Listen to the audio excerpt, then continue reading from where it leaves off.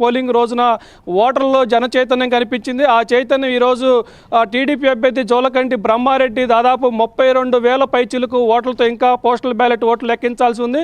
32,000 ఓట్ల ఆధిక్యంతో ఆయన విజయం సాధించినట్లు కూడా మనకు తెలుస్తుంది.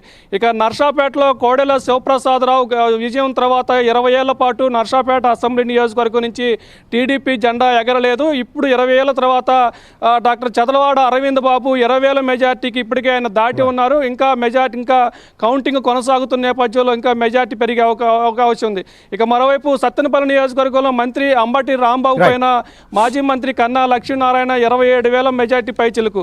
ఇక ఇవన్నీ ఒక ఎత్తు అయితే గుంటూరు పశ్చిమ నియోజకవర్గంలో మంత్రి విడుదల రజనీపై కొత్తగా రాజకీయాల్లోకి వచ్చి పోటీ చేసిన గల్లా మాధవి ఇప్పటికే దాదాపు 48,000 మెజార్టీలో ఉంది. ఇంకా 3 రౌండ్ల దాకా కొనసాగుతున్న నేపథ్యంలో ఆమె కూడా 50,000 మెజార్టీ కూడా చేరుకునే అవకాశం ఉన్నట్టు కూడా తెలుస్తుంది.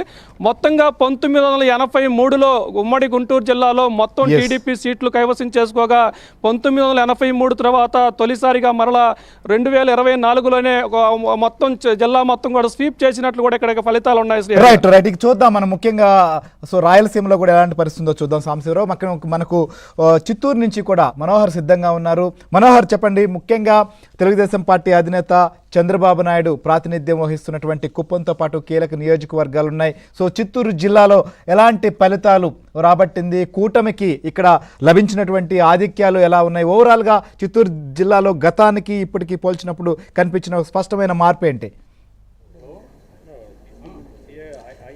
శ్రీహరి, ఉమ్మడి చిత్తూరు జిల్లాలో మొత్తము 14 అసెంబ్లీ నియోజకవర్గాలు ఉన్నాయి. కేవలము పుంగనూరు, తంబాలపల్లి ఈ 2 నియోజకవర్గాల మినహా 12 నియోజకవర్గాల్లో పూర్తిగా ఉమ్మడి అభ్యర్థులు కైవసం చేసుకున్నట్లు మనకు స్పష్టంగా తెలుస్తుంది.